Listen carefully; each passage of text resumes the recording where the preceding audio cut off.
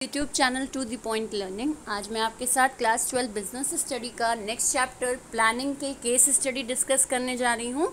इससे पहले मैंने इससे रिलेटेड 3 चैप्टर्स जो आपके बिजनेस स्टडी के हैं, फर्स्ट 3 चैप्टर, उनके केस स्टडी क्वेश्चंस डिस्कस किए हैं, जिसका लिंक आपको इसी वीडियो के डिस्क्रिप्शन बॉक्स में मिल जाएगा। तो आप वहाँ से वो वीडियो ज़रूर देख लीजिएगा ताकि आपको बाकी चैप्टर्स के भी आइडिया हो कि केस स्टडी कैसे आती है।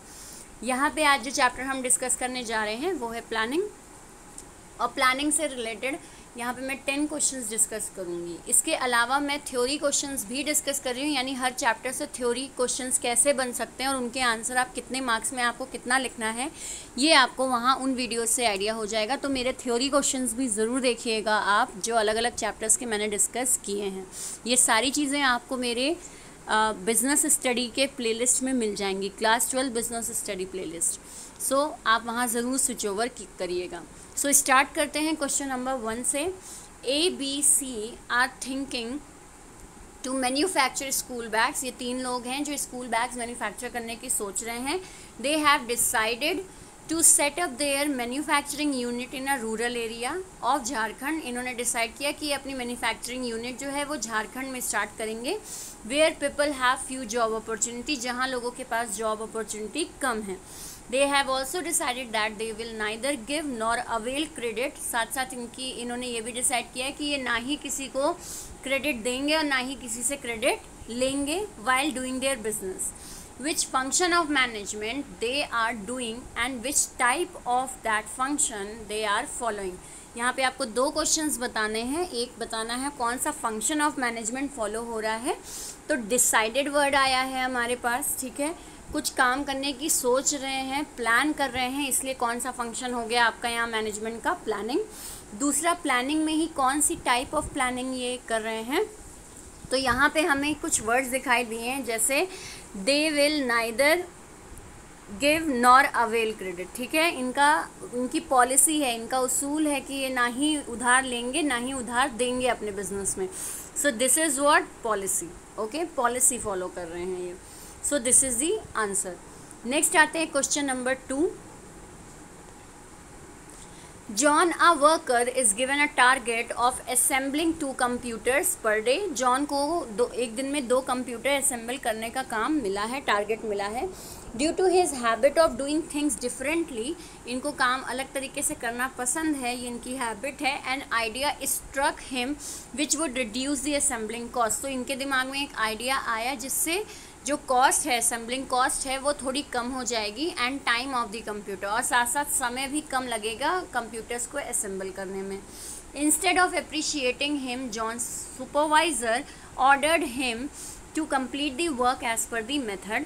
वहीं जो इनके सुपरवाइज़र जॉन हैं, सुपरवाइज़र जो हैं जॉन के, उन्होंने ये ऑर्डर दिया कि कुछ भी आप अपने अकॉर्डिंग, यानी कोई भी मेथड या टेक्निक वगैरह अपने अकॉर्डिंग नहीं लगाएंगे। हमने मेथड और टेक्निक डिसाइड की है as per the method and techniques decided earlier, जैसा पहले डिसाइड हो गया है उसी के अकॉर्डिंग काम करना है। नथिंग कुड बी चेंज, कुछ भी चेंजेस नहीं होंगे। तो ये हो गया। Which limitation of planning is discuss in this para. कौन सी लिमिटेशन डिस्कस हो रही है इस पैरा में। सो your answer will B planning reduce creativity. यहाँ पे जॉन के दिमाग में क्रिएटिविटी है, उनकी हैबिट है नए आइडियाज़ वगैरह अपने दिमाग में रखने और उसके बाद उसको शेयर करने की और उसको उसी तरीके से फॉलो करने की। बट यहाँ क्योंकि प्लानिंग हो चुकी है, क्योंकि वर्ड लिखा हुआ है as per the method and technique decided earlier, जो पहले हमने डिसाइड किया उसी के अकॉर्डिंग काम करना है। सो दिस शोज व्हाट कि प्लानिंग हो चुकी है, अब आप उसमें कोई चेंजेस नहीं कर सकते। So planning reduce creativity. Move on to the next question, question number 3। Planning is certainly important as it tell us where to go, it provide direction. Planning जो है वो बहुत ज़रूरी आपका काम है, क्योंकि ये आपको बताता है कि आपको कहाँ जाना है, आपको एक डायरेक्शन प्रोवाइड कराता है और आपके रिस्क को भी रिड्यूस करता है। फ्यूचर में अनसर्टेनिटीज़ जो आती हैं उनसे रिलेटेड रिस्क को रिड्यूस करता है, क्योंकि आप कुछ फोरकास्ट करते हैं, आप कुछ अंदाज़े पहले से लगा लेते हैं। इसलिए ये आपके खतरे को, अनसर्टेनिटी को भी, अनिश्चितता को भी रिड्यूस करता है। This statement enumerate some of the points highlighting the importance. यहाँ पे कुछ इम्पॉर्टेंस बताई गई हैं प्लानिंग की, state any 3 points of importance of planning not mentioned in this statement. यहाँ पे आपको ये नहीं बताना है कि कौन कौन सी इंपॉर्टेंस दिखाई दे रही है इस स्टेटमेंट में, आपको ये बताना है कौन सी इंपॉर्टेंस नहीं दिखाई दे रही है, उनमें कि आप कोई भी 3 पॉइंट बता दीजिए। तो अगर हम बात करें तो यहाँ पे अनसर्टेनिटी रिड्यूस करता है, ये हमें दिख रहा है, फोरकास्ट करते हैं हम, ये हमें दिख रहा है, डायरेक्शन प्रोवाइड कराता है, ये भी दिख रहा है, एक और रिड्यूस द रिस्क, ये भी हमें दिख रहा है। लेकिन जो नहीं दिखाई दे रहे हैं पॉइंट्स वो क्या हैं आपके, planning reduce overlapping and wasteful activity. यहाँ रिसोर्सेज से रिलेटेड कोई बात नहीं हुई है, काम से रिलेटेड कोई बात नहीं हुई है। प्लानिंग प्रमोट्स इनोवेटिव आइडिया, यहाँ आइडिया की कोई बात नहीं हुई है, ठीक है। फोरकास्ट और आइडिया में अंतर होता है, आइडिया आपका क्रिएटिव होता है, आपके दिमाग से निकला हुआ, और फोरकास्ट अंदाज़ा होता है कि हाँ ये सिचुएशन हो सकती है, उसमें आपकी कोई क्रिएटिविटी ऐड नहीं हो रही है, आप सिचुएशन देखकर कुछ अंदाजे लगा रहे हैं, तो उसे हम फोरकास्ट कहते हैं, राइट। तो प्लानिंग प्रमोट्स इनोवेटिव आइडियाज़। और लास्ट है आपका प्लानिंग फैसिलिटेट डिसीजन मेकिंग, यहाँ पे डिसीजन की भी कोई बात नहीं हो रही। तो बहुत ज़रूरी है आपका कि आपको याद रहे कि इंपॉर्टेंस में कौन कौन सी हेडिंग्स हैं, तभी आप ये आंसर दे सकते हो कि कौन कौन से यहाँ पे इंपॉर्टेंस कंसिडर नहीं हुए हैं। नॉट लगा है, इस बात पर बहुत ज़्यादा ध्यान दीजिएगा। Move on to the next question, question number 4। Identify the limitations of planning in the following statement. आपको एक एक स्टेटमेंट पढ़नी है और बताने हैं कौन कौन से लिमिटेशंस की बात हो रही है यहाँ पे।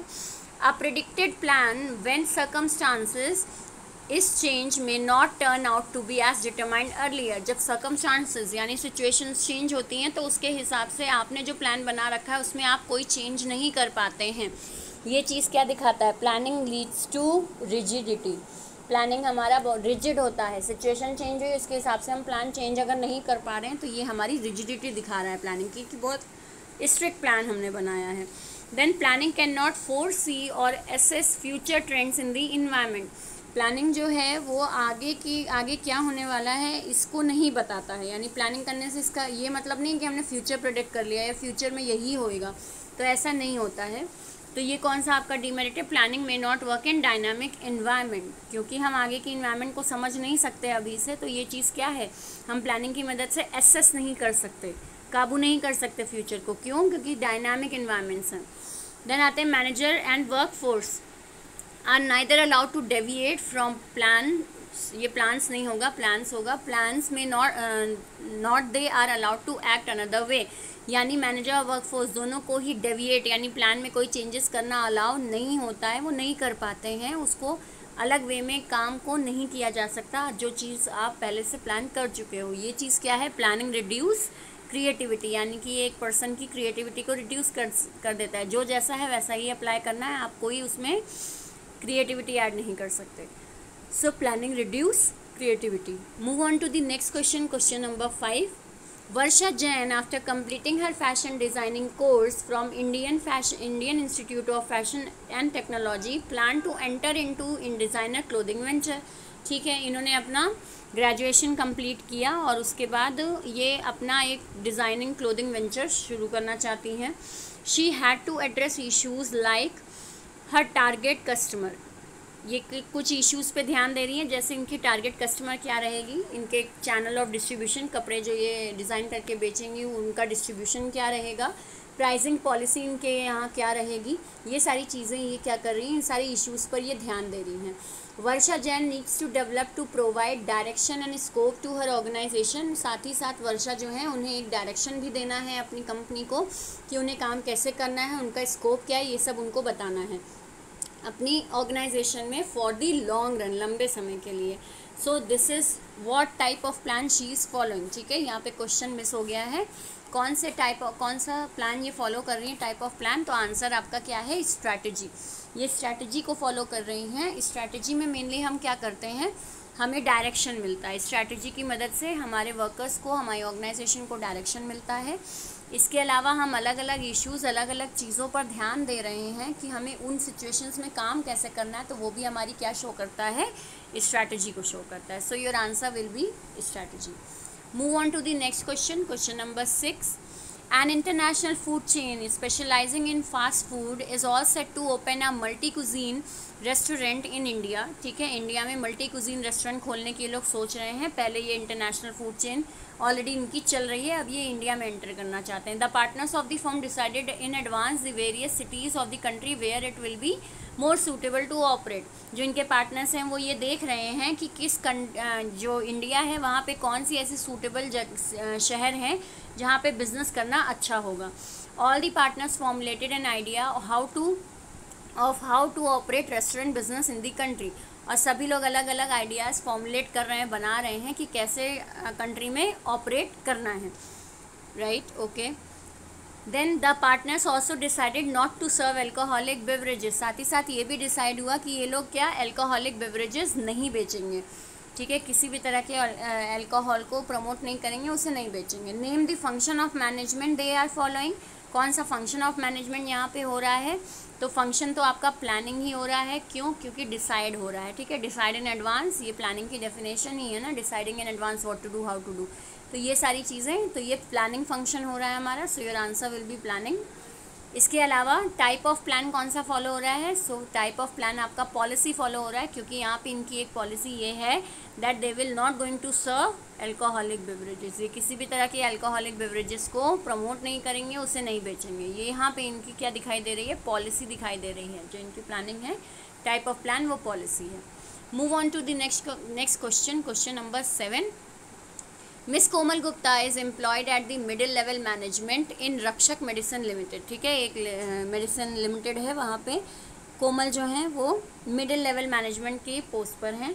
इन order to achieve the objective of the company with several attempts and the opinions of specialist, a plan was prepared. अब कंपनी को अच्छे से, कंपनी के ऑब्जेक्टिव को अचीव करने के लिए कई लोगों ने अपने ओपिनियंस, स्पेशलिस्ट से ओपिनियन लिए गए और एक प्लान बनाया गया। When the plan was actually implemented, Ms. Gupta saw that the actual work did not match with the plan. जब प्लान को इम्प्लीमेंट कर दिया गया तो ध्यान दिया गया कि जो प्लान के अकॉर्डिंग काम हो रहा है वो प्लान के अकॉर्डिंग नहीं हो रहा है, उसमें दिक्कत आ रही है, मैच नहीं कर रहा, जो प्लान किया था उसके अकॉर्डिंग वर्क नहीं हो रहा है।